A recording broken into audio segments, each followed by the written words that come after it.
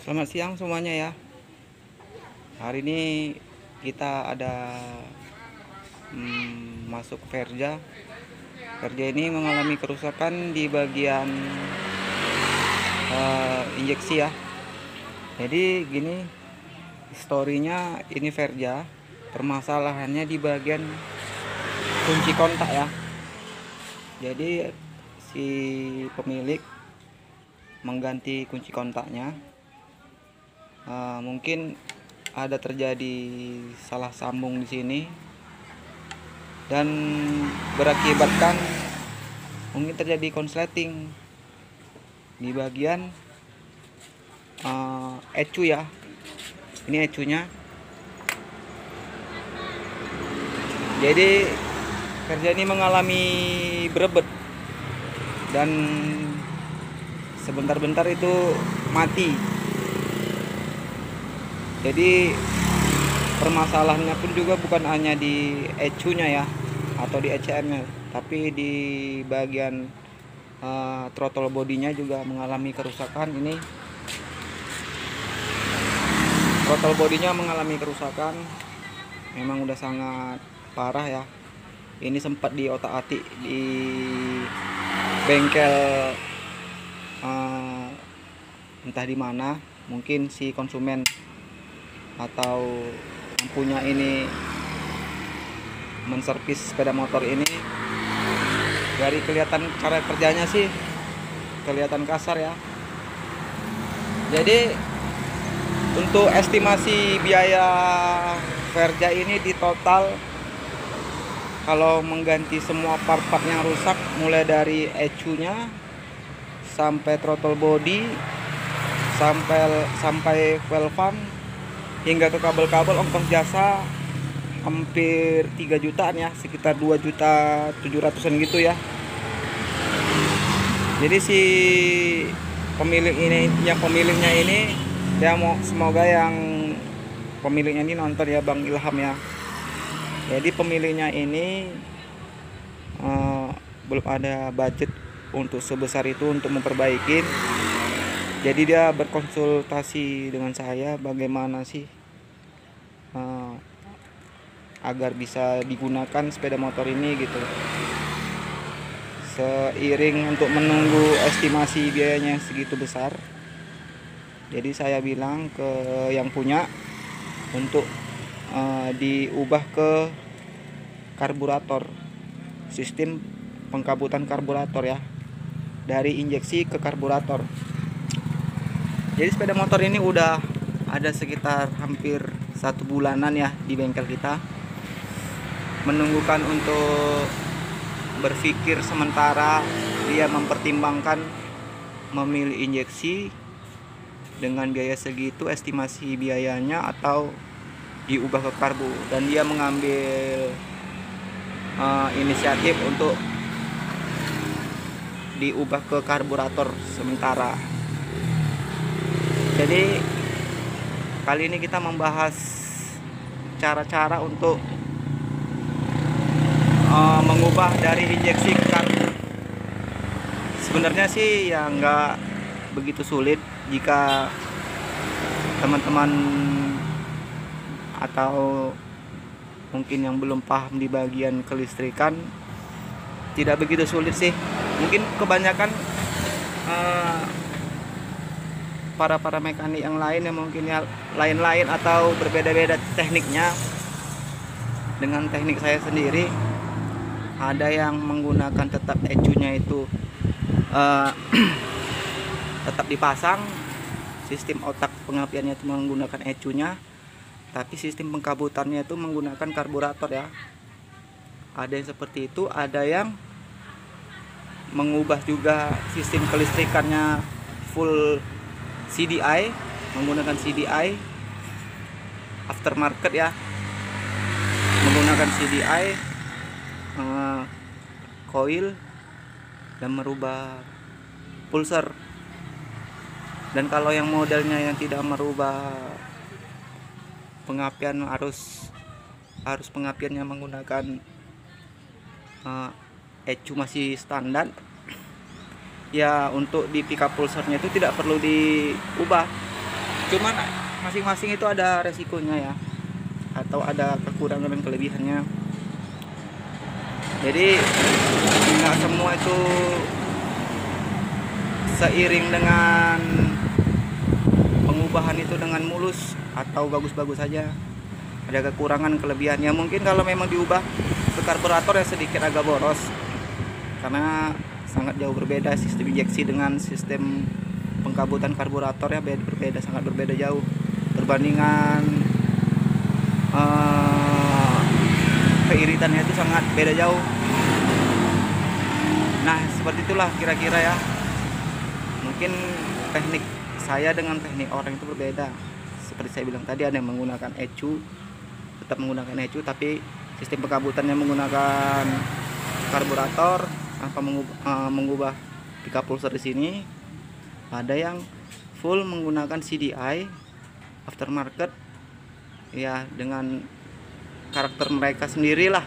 Ada yang menggunakan CDI Shogun, ada yang menggunakan Shogun 110, Shogun 125, terserah mekaniknya, asal tahu titik ledaknya itu atau pickup pulsernya itu di mana jatuh pada saat PMA ya. Jadi kita membahas kali ini membahas cara-cara, langkah-langkah apa yang harus diubah untuk bisa diaplikasikan karburator. Satu lagi ya teman-teman, jadi kebanyakan kalau ada yang modelnya yang diubah karburator, ada yang tidak bisa di-start, ada yang udah diubah bisa di-start. Ya contohnya kalau model yang seperti semi karbu ya, modelnya itu ECR-nya masih ada, titik pulsernya itu masih bawaannya, cuman di karbu. Mungkin di cek engine-nya itu tidak akan mengeluarkan kode mil ya, karena masih terkoneksi dengan sensor-sensornya. Contohnya ya seperti ini. Jadi saya tetap memasang sensor-sensornya. Jadi seperti injektornya ini, sensornya saya pasang, udah. Sensor TP-nya tetap saya pasang juga, seperti ini. Mana ya sensor TP-nya? Nah ini sensor TP-nya. Nah ini sensor TP. Ini sensor TP-nya tetap saya pasang. Sensor injeksinya atau nozzle-nya tetap saya pasang. Tidak ada yang dilepas. Jadi sewaktu pengguna tidak kebingungan lampu apa yang sering hidup di sini gitu. Seperti ini. Nah, tidak ada terbaca kode kerusakan. Kan gitu. Ini apa namanya, speedo ampere untuk minyak error ya, karena nggak dipasang ya soket. Untuk ini soketnya yang ke tangki itu tidak dipasang, jadi error. Kalau dipasang nggak seperti ini ya. Nah kalau yang modelnya yang tidak terpasang sensor-sensornya begini, pasti terbaca seperti kode TPS atau soket injektor, pasti terbaca di kode mil sini. Jadi seperti itu. Jadi langkah-langkah selanjutnya, jadi teman-teman harus tahu jalur mana yang harus akan diambil untuk disambungkan ke CDI ya. Contohnya saya ini menggunakan CDI 5TL ya. Ini. Nah, ini belum saya sambung. Ini CDI 5TL, saya pakai CDI 5TL Mio punya ya. Mio lama. Jadi saya akan menggunakan CDI 5TL ini Mio. Panjang pickup pulsernya akan saya sesuaikan dengan karakter mesinnya ini yang cc-nya lumayan besar. Kita akan nanti tunjukkan seberapa panjangnya. Kalau panjang asli pickup pulsernya itu sekitar 50 57 kalau nggak salah ya. Panjang pickup pulsernya 57, standar bawaan Mio. Nanti akan saya buat nggak segitu panjang ya, paling sekitar 45 atau 43 mm panjangnya. Dan cara untuk membuat pickup pulsernya itu teman-teman mungkin bingung ya, caranya gimana. Kebanyakan mekanik itu ada yang mungkin ininya dipotongin, diratain, ini dipotongin ini untuk menghindari agar bisa pickup pulsernya itu tidak error ya. Karena kalau diinjeksi itu banyak pickup pulsernya yang untuk sensor injeksi, sensor injeksinya untuk penyemprotan sama untuk pengapian. Berbeda dengan yang untuk CDI yang hanya khusus untuk pengapian titik ledaknya ya. Kalau di injeksi itu banyak, nih banyak dia. Jadi guna yang kecil-kecil ini untuk menyalurkan sensor-sensor yang ada di injeksi yang terhubung ke ECU atau ECM. Jadi kita akan membuat pickup pulsernya itu di bagian belakang, bukan di depan ya, di bagian belakang. Jadi caranya sangat gampang untuk menentukan gimana sih cari titik pengapian dari injeksi ke karbu. Kalau di Vario itu udah ada titik topnya ya, seperti ini kan, ada titik topnya. Ini titik topnya ini ada tandanya. Ini dipaskan. Nah, ini kelihatan kan? Nah, ini pas posisi piston berada di atas TMA ya, titik mati atas. Nah, tinggal mencari di mana titik letak pulser.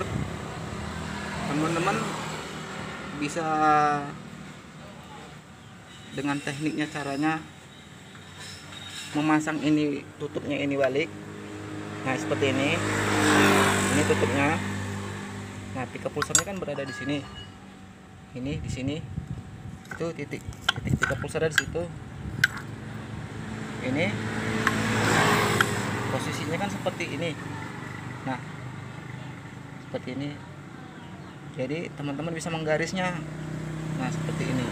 Jadi ini. Kemudian teman-teman bisa lalu memasangnya. Mau pasang sini, mau. Dan caranya seperti ini. Nah, jadi sangat gampang. Paskan.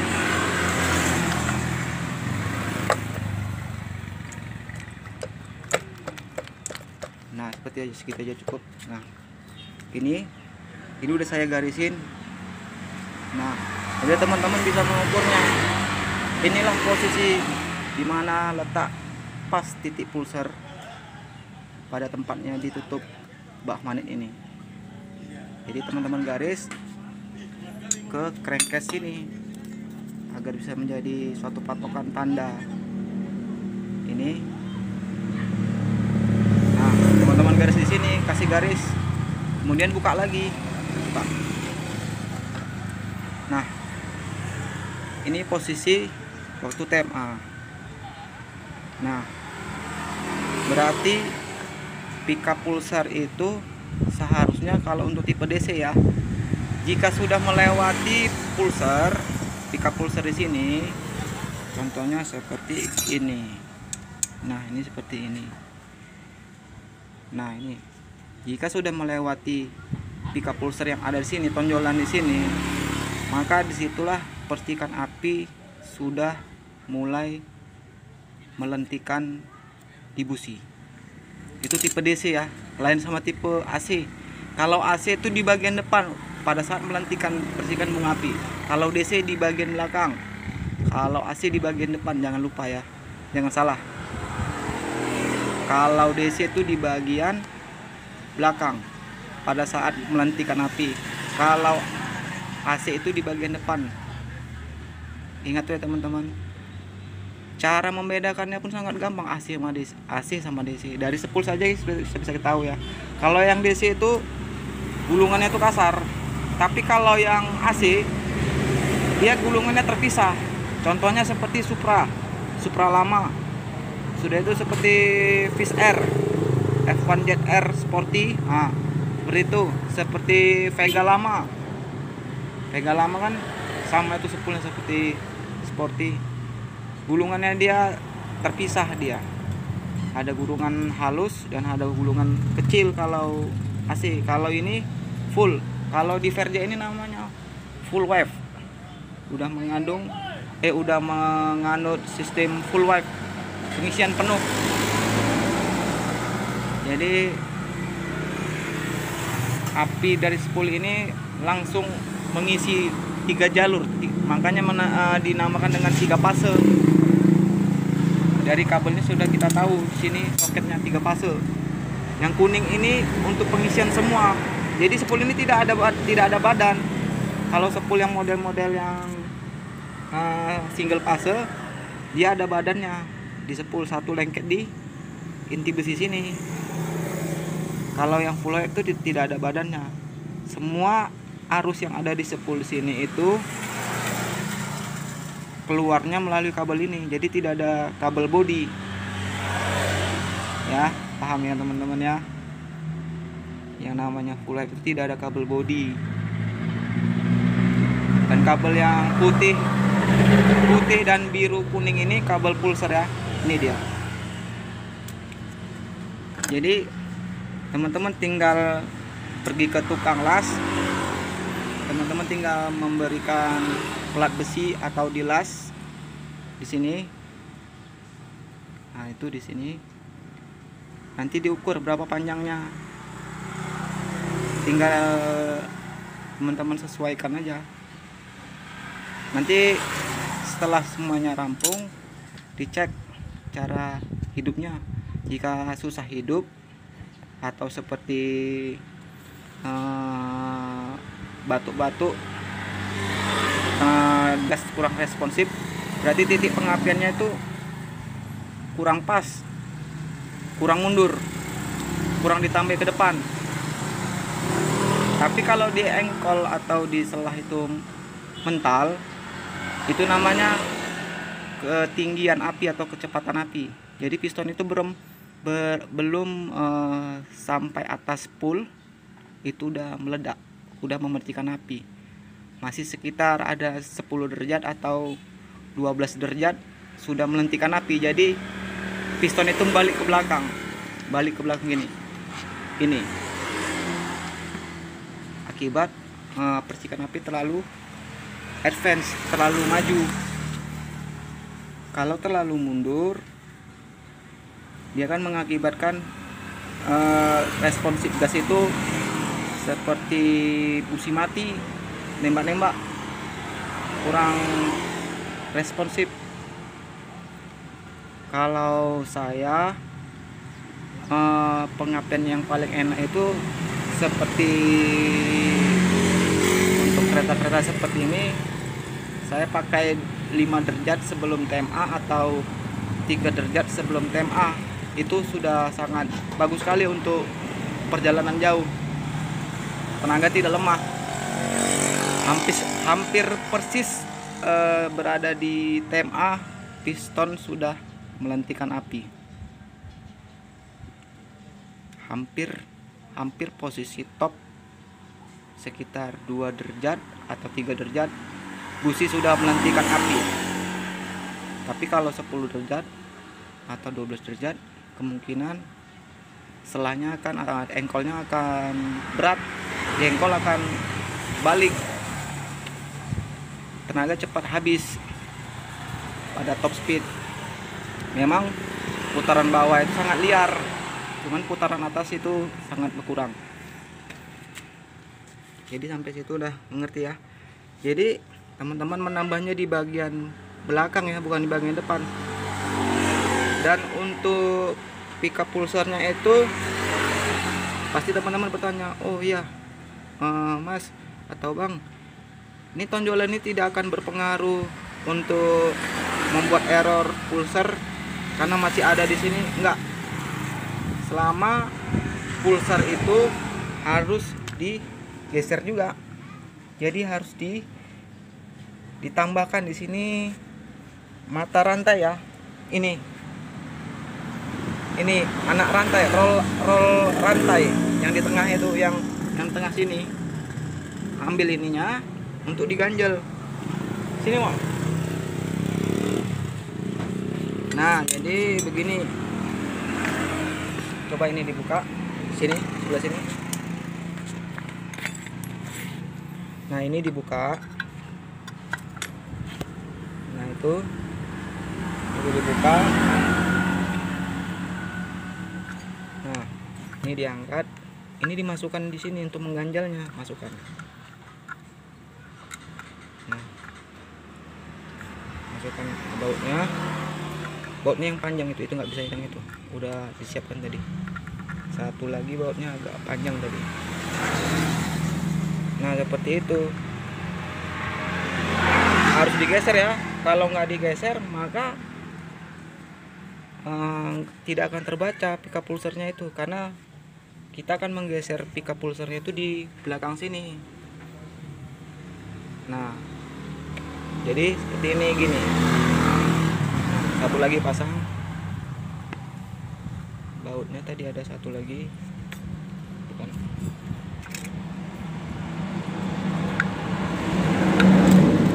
Oke,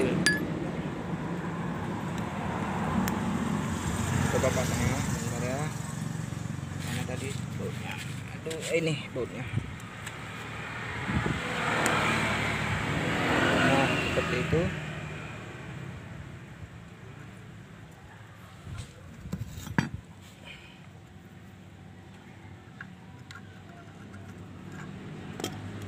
Ini letaknya di sini ya. Harus dua-dua ya teman-teman, nggak boleh miring sebelah, agak rata ya. Nah, seperti itu. Lalu dikunci.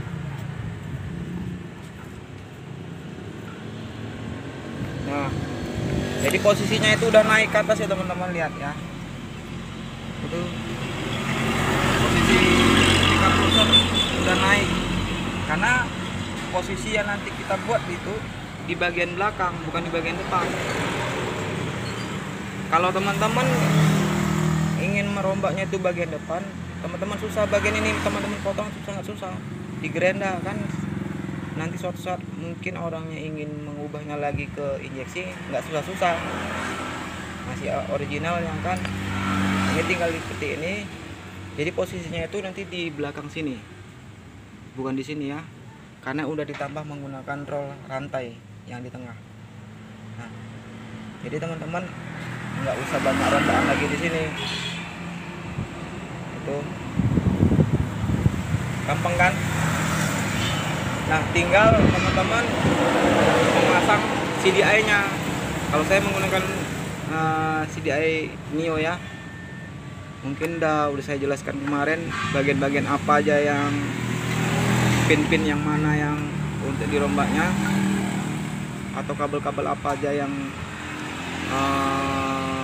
harus disesuaikan. Seperti ini koil, masa 12 volt, masa pulser. Kalau biasanya yang merah, ini yang putih masa pulsernya. Ini dua-dua pulser negatif sama pulser positif ya, karena pulser itu ada dua kalau di Mio. Dan di Perja pun seperti itu juga, ada pulser negatif dan pulser positifnya. Jadi paham ya, tinggal disambung. Nah, kalau mencari jalur pengapiannya itu teman-teman bisa mengambil jalur warna coklat ini ya. Coklat ini kabel penerus ya, dari baterai warna merah ke kunci kontak menyambungkan ke kabel warna coklat. Ini terhubung ke sekring ya, sekring yang untuk pengisian atau mesin ya. Ini sekring bagian mesin, ini bagian kelistrikan lampu, ini kelistrikan mesin. Jadi ada dua. Jadi suatu saat terjadi konslet, sekring ini yang memutuskan arus. Ambil yang warna coklat ini ya, jangan salah. Oke. Dan saya menggunakan karbu PE ya, yang enggak mahal begitu mahal. Kalau yang orinya sekitar 1,5 juta atau 1,3 gitu ya. Kalau di daerah saya sangat susah kali mencari yang PE yang ori. Saya menggunakan ini, mereknya ini ya, saya tidak menyebutkan mereknya ini, PE ini. Dan intake-nya saya menggunakan Satria FU ya, menggunakan Satria FU. Dan satu lagi ya, kalau ingin mengubah karburator, saya sarankan jangan menggunakan coil injeksi. Coil injeksi itu dengan coil yang model karbu itu sangat beda jauh. Itu kapasitas ohmnya itu sangat beda ya, 1,5 ohm sama 2 ohm, sangat beda. Ukurannya itu sangat beda, percikan apinya sangat beda, karena tidak akan bisa PNP kalau dipasang ke pakai CDI ya. Kemungkinan ada yang bisa, cuma tidak akan bertahan lama, mungkin terjadi berebet ya gitu ya kira-kira. Jadi gunakanlah desiklos yang atau oil yang tipe karbu yang banyak di pasaran. Bisa menggunakan Karisma, Vega atau Jupiter atau sejenisnya lah ya. Tidak disarankan menggunakan coil yang tipe injeksi. Ini karbunya yang menggunakan nggak begitu besar budgetnya ya, paling sekitar 300 ribuan atau 200 ribuan lebih aja karbunya. Intake-nya tinggal teman-teman beli intake-nya. Intake-nya terserah ya, teman-teman mau berkreasi, karena intake di sini sangat susah carinya. Kalau di daerah luar daerah saya itu mungkin banyak intake-intake yang dijual di pasaran yang aftermarket ya. Sempat saya tadi kebingungan mencari intake yang pas, mulai dari Mega Pro, mulai dari Tiger sampai Scorpio. Jadi yang pas itu saya rasa pakai Satria FU-nya. Tinggal merubah lubangnya sedikit aja ya, karena lubangnya itu nggak sinkron ya, nggak pas. Sama lubang di tengah untuk manifoldnya itu lubangnya agak terhalang sedikit. Teman-teman bisa diperbesar sedikit, dikikis menggunakan pisau tuner biar flow campuran udara dan bahan bakarnya ya nggak terhalang. Dan tinggal menyesuaikan saringan hawanya kemari ya, nggak begitu susah. Ini sangat sangat susah dicarinya daerah saya sini. Kalau di daerah teman-teman mungkin banyak ya, sangat-sangat gampang dicari. Kalau tempat saya sangat susah. Jadi udah ya, sampai di sini aja ya. Mungkin jika ada pertanyaan atau komentar bisa dipertanyakan di kolom komentar ya. Jika ada masalah atau trouble, jangan sungkan-sungkan teman-teman untuk menanyakan hal-hal yang lain bersangkutan dengan motor. Oke, selamat siang, salam sejahtera, salam mekanik. Assalamualaikum warahmatullahi wabarakatuh.